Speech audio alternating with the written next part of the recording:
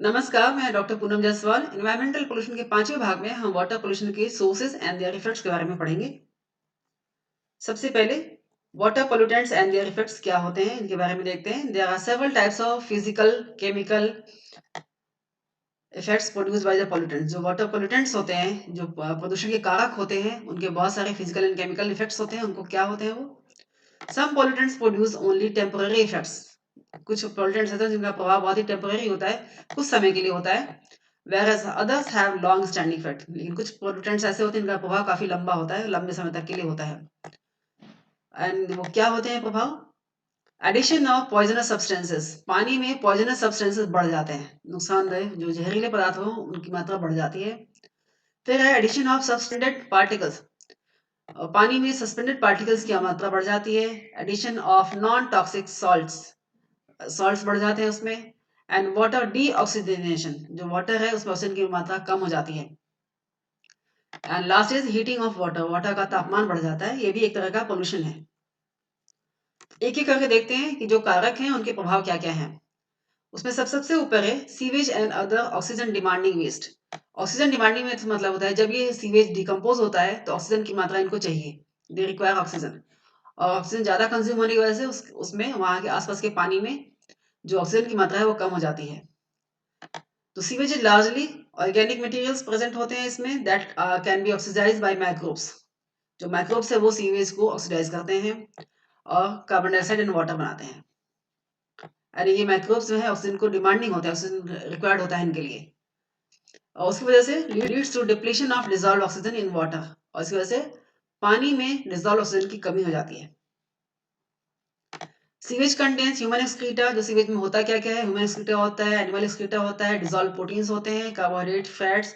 उसके अलावा बहुत सारे इनऑर्गेनिक वैरायटी ऑफ वेस्ट होते हैं, जैसे कि nitrites, nitrates, phosphates, chlorides, carbonates, sulphates and mineral elements भी प्रेजेंट होते हैं, जैसे कि sodium, potassium, calcium, magnesium, aluminium, nickel, chromium etcetera.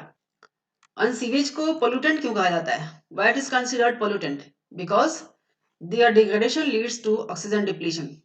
कि उनके डिग्रेडेशन के प्रोसेस में ऑक्सीजन की कमी हो जाती है पानी में, एंड विच अफेक्ट द और even kills fishes and other aquatic life. जो पानी में रहने वाले जीव जंतु हैं, ऑक्सीजन की कमी होने की वजह से वो मर जाते हैं।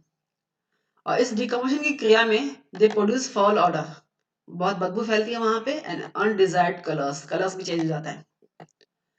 दे may lead to scum and sludge that renders water unfit for recreational use.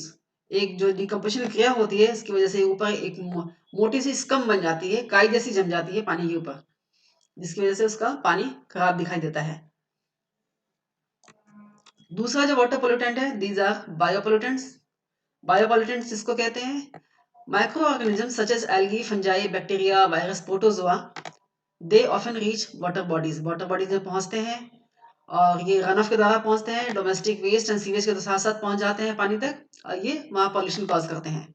Waste water from municipalities, tanning and slaughtering plants discharge into water bodies may be a potential source of infective microbes। ये जो इस तरह जहाँ पर organic pollutant ज्यादा होते हैं वहां पर माइक्रोब्स भी पलते हैं। और म्यूनिसिपैलिटी की जो वेस्ट होते हैं उनसे tanning industries and slaughtering industries के द्वारा जो पोल्यूटेंट निकलता है उसमें बहुत सारे माइक्रोब्स प्रेजेंट होते हैं, and these microbes cause diseases, जैसे कि cholera, typhoid and many skin diseases are transmissible through polluted water. Polluted water द्वारा फैलती है ये बीमारियां, जैसे कॉलेरा, टाइफाइड एंड बहुत सारे स्किन के डिजीजेस। तीसरा है प्लांट न्यूट्रिएंट्स। जो एग्रीकल्चर में जो फर्टिलाइजर एंड न्यूट्रिएंट्स डाले जाते हैं वो they reach to water bodies through surface run off. Surface run off के द्वारा जो एग्रीकल्चरल फील्ड के द्वारा इसमें नाइट्रोजनस एंड फॉस्फेट फर्टिलाइजर्स डाले जाते हैं, वो भी स्ट्रीम तक पहुंच जाती है, पानी तक पहुंचती है। And this promotes growth of microbes and water blooms. जहां पर ये पहुंचती है जिस वाटर बॉडी में, वहां पर वाटर ब्लूम बनाने में सहायक होती है, माइक्रोब्स जनरेट होते हैं वहां पर बहुत सारे। And this excess algal growth, जिसको वाटर ब्लूम भी कहते हैं, has been a particular concern. ये बहुत नुकसानदायक मानी जाती है because algae leads to depletion of oxygen in water. Blooms जो है वो ऑक्सीजन को डिप्लीट कर देते हैं वाटर में, वहां पर ऑक्सीजन की कमी हो जाती है, and creates problem for municipalities and industries and make water unfit for recreational use. Oxygen की कमी होने की वजह से वाटर जो है वो पोल्यूटेड माना जाता है, यूज के लायक नहीं रह जाता। Next is exotic organic chemicals. बहुत सारे ऑर्गेनिक केमिकल्स होते हैं जैसे कि surfactant, detergents, pesticides, industrial products होते हैं, ऑयल्स होते हैं एंड दूसरे ऑर्गेनिक कंपाउंड्स होते हैं, उनके डिकम्पोजिशन के द्वारा बनने वाले जो प्रोडक्ट्स होते हैं वो सभी, ये सभी ऑर्गेनिक केमिकल्स में आते हैं। The most important group of compounds which are both toxic and persistent are, जो कि टॉक्सिक भी है एंड पर्सिस्टेंट भी है। पर्सिस्टेंट का मतलब ये डिग्रेडेबल नहीं है, बायोडिग्रेडेबल नहीं है, ये बहुत सालों तक यूं ही पानी में पड़े रहते हैं। और वो कौन कौन से हैं? क्लोरीनेटेड हाइड्रोकार्बन्स, जिनका एग्जाम्पल है ऑर्गेनो क्लोरीन पेस्टिसाइड्स, जैसे कि डीडीटी, डाइएल्ड्रिन, बीएचसी, पॉलीक्लोरिनेटेड बाइफिनाइल्स जिसको पीसीबीज भी कहते हैं एंड बेंजीन प्रोडक्ट्स, ये सभी क्लोरीनेटेड हाइड्रोकार्बन्स हैं। Next is inorganic minerals and chemical compounds. बहुत सारे inorganic minerals and chemical compounds होते हैं जो कि वाटर पॉल्यूटेंट है। इनके क्या प्रभाव होते हैं? जैसे कि mercury, lead, cadmium and copper, these are important metals and ये बहुत ही पॉल्यूटेंट माने जाते हैं, बहुत ही सीवियर इम्पैक्ट होता है इनका।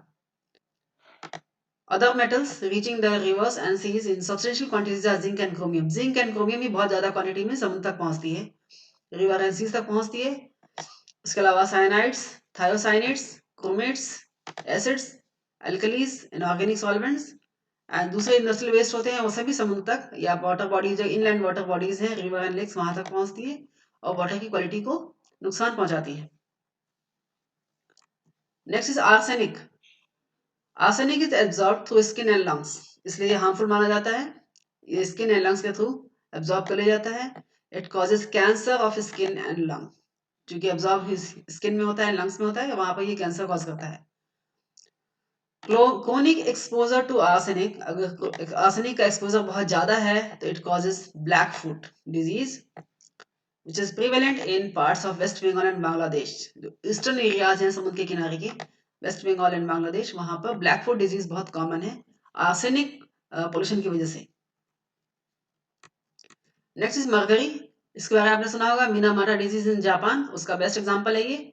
इट इज हाईली पर्सिस्टेंट, ये आसानी से नष्ट नहीं होता and set to be converted into highly toxic monomethyl mercury में बदल जाता है। ये पर्सिस्टेंट होने की वजह से डिग्रेडेबल नहीं है, इसलिए धीरे धीरे toxic monomethyl mercury and dimethyl mercury में कन्वर्ट हो जाता है। और ये जो दोनों केमिकल्स है that produce nervous disorders, nervous disorder produce करते हैं in marine animals at an ordinary low level of latrine tape. बहुत कम मात्रा में भी ये नर्वस डिसऑर्डर प्रोड्यूस करते हैं मैराइन एनिमल्स में।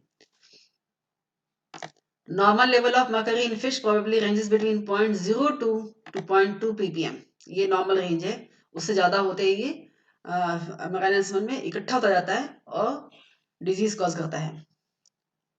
Mercury causes chromosome changes, chromosome में चेंज हो जाता है।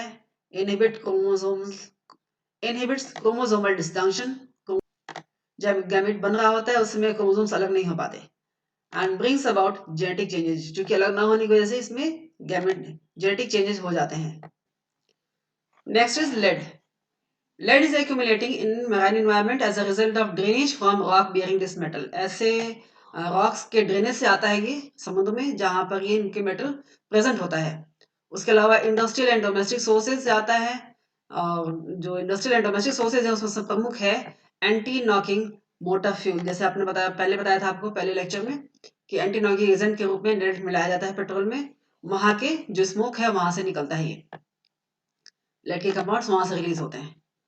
इसके सिम्टम्स क्या हैं? Symptoms of lead poisoning include loss of appetite, भूख ना लगना, appearance of bluish lines around the gums, gums के मसूड़ों के चारों तरफ ब्लूइश लाइंस दिखाई देना, और एनीमिया, ये इसके दुष्प्रभाव हैं। इसी तरह से ऑयल स्पिल्स एक मेजर कॉज है वाटर पोल्यूशन का, खासतौर से मराइन पोल्यूशन का। इसमें क्या होता है? A line of oil spilled into water can spread and cover an area of 4000 square metre of water surface. जो टैंकर्स होते हैं जो ऑयल को ट्रांसपोर्ट करते हैं, वो अगर स्पिलेज हो जाए, वहां से लीकेज हो जाए रिसाव होने की वजह से, ये ऑयल समुद्र के फैल जाता है और नीचे की लेयर्स में क्या होता है? ऑक्सीजन की कमी हो जाती है। इसके प्रभाव क्या है? Effect of oil film on surface of water prevents oxygenation of water. अगर ये फिल्म बन जाए पानी के सरफेस के ऊपर तो ऑक्सीजन की कमी हो जाती है नीचे पानी में, एंड दस इनहिबिट्स प्लैंकटन ग्रोथ। जो वाटर एनिमल्स हैं एंड प्लांट्स हैं उनकी ग्रोथ अफेक्टेड होती है, ग्रोथ नेगेटिव हो जाती है, एंड फोटोसिंथेटिक एक्टिविटी भी एक्वेटिक प्लांट्स की कम हो जाती है। इसके अलावा दूसरे प्रभाव भी, जैसे causes death of aquatic animals, क्योंकि ऑक्सीजन की कमी हो चुकी है इसलिए एक्वेटिक एनिमल्स होते हैं उनकी डेथ हो जाती है। Poisoning of food and toxic effects of oil, उसके अलावा इसके टॉक्सिक इफेक्ट्स भी हैं। Next is oil spilled over water surface can catch fire. ये चूंकि ऑयल है ज्वलनशील होता है इसलिए फायर अगर इसमें आ जाए then causes damage to aquatic life. उसके अलावा detergents use to clean oil spills are equally harmful to aquatic life. जब इसको ऑयल स्पिल को हटाते हैं तो इसके लिए डिटर्जेंट्स यूज किए जाते हैं, और ये डिटर्जेंट्स भी अपने आप में पोल्यूशन का कारक है। धन्यवाद। हम एनवायरमेंटल पोल्यूशन के छठे भाग में सॉइल पोल्यूशन के बारे में पढ़ेंगे। Thank you.